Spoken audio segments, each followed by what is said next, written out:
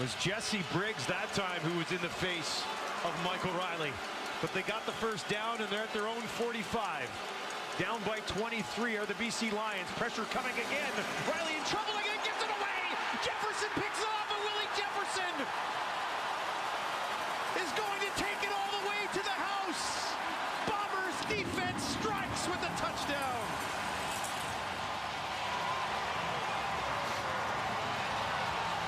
Hey, what's going on, guys? It's me, Willie Jefferson, your 2019 and your 2021 back-to-back Grey Cup champions for your Winnipeg Blue Bombers.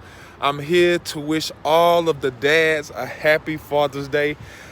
Me being a dad, I just want to tell you guys, happy Father's Day from me to you. I know we probably don't get a lot of praise. You know, we do all the ins and outs, the behind-the-scenes stuff, the stuff that the moms don't do, the stuff that we have to do. So I just want to tell you guys, happy Father's Day. You are loved, you are appreciated, and we need you.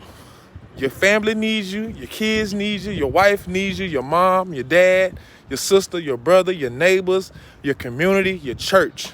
We all need you, and we all want to come together and tell you happy Father's Day from me, Willie Jefferson, the Winnipeg Blue Bomber organization, and your church, the Oakbank Baptist Church. Happy Father's Day, Dad. Hey, Oakbank Baptist Church. I wanted to wish all the men a happy Father's Day from Jackson Jeffcoat, defensive end number 94 for your Winnipeg Blue Bombers and two-time Grey Cup champ. I hope everything's going well. Hope you're having a great day, and hope everyone's doing well. Hi, Pastor Bruce and everybody at Outbank Baptist Church. I'm recording this a little early for Father's Day. Wanted to wish everybody there a happy Father's Day. I'm sitting here holding my youngest one, Capri. Say hi, Capri. Just wanted to, again, say happy Father's Day to all the fathers. I've been blessed and lucky enough to become one here in the last 2 years. Here's my oldest one, Sierra. We're actually in Florida getting ready to swim. Like I said, we're a little bit before Father's Day taping this. But again, if your dad's still around, give him a hug and thank him as well, as I will on his Father's Day. Want to congratulate and thank everybody that is a dad, is a father, and is doing the most that they can to support their families and their communities. And just want to say, just keep going and get ready to cheer on the Bombers. Happy Father's Day, everybody. Cheers.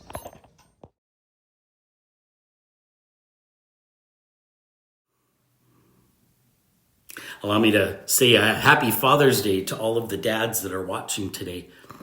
You know, a couple of weeks ago, we began a message series that we called One Hit Wonders. And our goal was to work our way through all of the books of the Bible that had only one chapter. And we learned that there were 5 of them. Each of these books can be read in less than 3 minutes. And as we said in our first message, these bite-sized books of the Bible are short, they're to the point, and they all carry a rather urgent message to the readers. The first of these brief one-hit wonders that we looked at was the book of Obadiah, a quick prophetic word that was directed towards the nation of Edom. And it wasn't a good news, feel-good sort of message that was directed their way. If we summarize the book of Obadiah into a tweetable sentence, the main point was that God always sticks up for his children. We then looked at the book of Philemon, a short letter that was written by Paul to a fellow Christian named Philemon. This letter focused around a runaway slave of Philemon's who had converted, who had become a strong worker for the kingdom of God. And Paul was pleading with Philemon to give Onesimus a second chance and to show mercy on him. Well, today as we come to the third of these one-chapter books, we're going to discover a short, simple letter to young Christians who were just in the process of learning how to spiritually walk. And John wrote this short letter to a particular church during a time of very intense Roman persecution. And it was written at a time when churches were forced to meet in secret. And one of the things that makes this such a great letter to be looking at on Father's Day is that it was written in a secret code. In fact, it was a mystery that this church actually needed to decipher. You see, John had a message to convey to this community, but he couldn't directly tell the church because of the anti-Christian political climate of the day. So John, throughout much of this letter, is speaking in code. He refers to the congregation as the chosen lady and its members as her children. In his closing, he refers to the congregation he is with, saying, "The children of your sister who is chosen by God send their greetings." In other words, the people in John's congregation send their greetings to this other congregation. And when you discover John's encrypted message, you also come to realize that the congregation that John is writing to had a lot of newer and younger believers who were just trying to figure out this whole Christian walk thing. So John writes to them, encouraging them to do three things. He tells them to walk in truth, to walk in love, and to walk in obedience. And we want to look at those three things today. So firstly, John urges these Christians to walk in truth. In fact, you pick up on this theme in the first few verses of this letter. He writes, "The elder to the lady chosen by God and to her children, whom I love in the truth. And not only I, but also all who know the truth because of the truth which lives in us and will be with us forever." He then goes on in verse 4 to say this, "It has given me great joy to find some of your children walking in the truth, just as the Father commanded us." So on the surface, it sounds as if the author is writing almost a love letter or a letter of encouragement to a mother and her children. But in reality, John is speaking to this specific church, and his encouragement would have been powerful to them. And that little phrase, walking in the truth, becomes an important one for John because it says something subtly that he couldn't say overtly. And maybe it's equally as important a phrase for us today in our postmodern North American culture as it was for this young church trying to navigate its way through a Roman culture that had now deemed them as being a dangerous movement.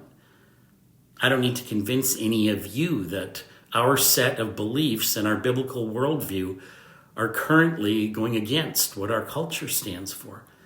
Anybody out there need to be convinced of that? And that's very similar to what this church was dealing with. You know, the single most important question that a person can ask in their lifetime is, what is truth? And most of us would likely agree as an answer to that question that truth is that which corresponds to reality. And we believe that truth isn't subjective, truth isn't situational, and that truth isn't shaped by our beliefs, but it's really the opposite of that. In fact, we believe that our beliefs ought to be shaped by truth, right? And the question then becomes, how do we know what's true and what's not true? And that truth question had become an important one for this young church because there were those who were actively sowing seeds of doubt about some of the very foundational teachings of Jesus in the early church. And I love how John responds to these questions in such a personal way to this young church. In fact, he acknowledges that he was happy to find, as he puts it, some of your children walking in truth. Now, you can read between the lines here, and what he is implying is that much like in every church, some of your children are walking in the truth, and some were not walking in the truth. He actually follows that up in verse 7 by saying this, "I say this because many deceivers who do not acknowledge Jesus Christ as coming in the flesh have gone out into the world. Any such person is a deceiver and an antichrist." And then he builds off that even more in verse 10 when he says this, "If anyone comes to you and does not bring this teaching, do not take them into your house or welcome them." And John is writing this again to this young group of Christians because much like today, there were many deceivers out there. They were denying some of the non-negotiable aspects of our Christian faith. They were denying that Jesus had a physical body. They were denying that Jesus was fully human. And some were denying that Jesus was God's son. And as John put it, he says, any such person is a deceiver. And John's offering these young Christians this important reminder to walk in the truth, to not get sucked into these false teachings, and not to compromise with these non-negotiable beliefs. And that's an important challenge for us as well, isn't it? And this is why it's so important that we are spending time every day in our Bible. You know, devotions were never intended to be about developing a cold, meaningless religious habit that makes no difference in our daily life. Having a quiet time or a solitude time or having your devotions or whatever you might choose to call it. Well, it has everything to do with a daily decision that we make to walk in the truth. And we can't walk in it if we don't know it. And the more familiar we are with the truth revealed in Scripture, well, the more quickly we can identify the fakes and the frauds and the fiction in the flood of information that we all receive every day. And the better equipped we will be in the truth. John also encourages these young Christians to walk in love. And the point that John is attempting to get across in these verses is that while truth ought to determine our values and our views, love really ought to determine our attitudes and actions. And John talks about that in verses 5 and 6, where this is what he says. And now, dear lady, again, writing in code, right? I am not writing you a new command, but one we have had from the beginning. I ask that we love one another. And this is love, that we walk in obedience to his commands. As you have heard from the beginning, his command is that you walk in love. Now, even though the command to love one another is a reoccurring theme in the New Testament, what we often don't understand is that this was part of what made Christianity and the Christian faith unique back then. This is part of what made it stand out from the rest. It was part of what separated it from the other religions. And it was part of what it was known for. But really, this wasn't a new concept. I mean, John said, as we've just read, I'm not writing you a new command, but one we have had from the beginning. He also said this, as you have heard from the beginning, his command is that you walk in love. And this has been the command from early on, really. In fact, in Leviticus 19:18, the children of Israel were told this. Do not seek revenge or bear a grudge against anyone among your people, but love your neighbor as yourself. I am the Lord. So this isn't a new idea, but it was Jesus that gave us a greater understanding of it, and he put a much greater emphasis on it. In fact, it was Jesus who said that our love for others would be the heartbeat of our faith. It would be an identifiable characteristic to the world around us. And over again, Jesus urged his followers to love one another, to love their neighbor, and even to love their enemies. And he didn't just talk about that, did he? He didn't just tell us to do it, but he exemplified love in his own life. So what does it look like to walk in love? What is it that John is really asking these young Christians to do? It's almost as if John is encouraging them to go back and revisit what Jesus had said. It's almost as if John is encouraging them to go back and revisit what Paul had already written on this subject. I mean, think about this. Jesus talked about countless ways that we can show love to people. By accepting people, by avoiding prejudice, by avoiding discrimination, by listening, by helping and giving and serving. And Paul too talked about countless ways that we can show love to those around us. In fact, in 1 Corinthians 13, Paul employs this whole kaleidoscope of words to describe the full spectrum of love. In the original Greek, all 15 of the terms that Paul utilizes in 1 Corinthians 13 to describe what love looks like, all of them are verbs. And he's making the point here that love isn't simply a fleeting feeling or a fickle emotion, but love is active. It's the conscious choice to be self-sacrificing because love is not self-seeking, to be calm because love is not easily angered, and to be quick to forgive because love keeps no record of wrongs. This is what real love looks like. I think that's what John is really trying to help these young Christians to understand. He is reminding them that when you have a deep reservoir of love from which to draw from, then you have an eternal supply of supernatural love to give and offer to people. And that is a love that is always giving, always selfless, always real, and always grounded in the truth. When we find it hard to love, all we really need to do is to remind ourselves of the endless love that we've been offered. When we find it hard to love, all we need to do is look back and remember how unloving we have been and the daily grace that we've required. When we find it hard to love, John reminds these growing followers of Jesus that this is love, that we walk in obedience to his commands. As you have heard from the beginning, his command is that you walk in love. No more than anything else. That's what I want for this church. I want to be able to come here, and I want you to be able to come here. I want our community to be able to come here. I want the broken and bruised to be able to come here. I want those struggling with addictions to be able to come here. I want those over their heads in sin to be able to come here and to be surrounded by the love of God. I want all of us to live in the overflow of God's love and to walk in love, as John's talking about. I think that was John's desire for this church, that they learn together to walk in love. Well, in addition to walking in truth and walking in love, John also urges the chosen lady and her children, as he puts it, to walk in obedience. 4 times, actually, in just 3 verses, John mentions the commands and commandments of God. And then he adds this in verse 6. He says, and this is love, that we walk in obedience to his commands.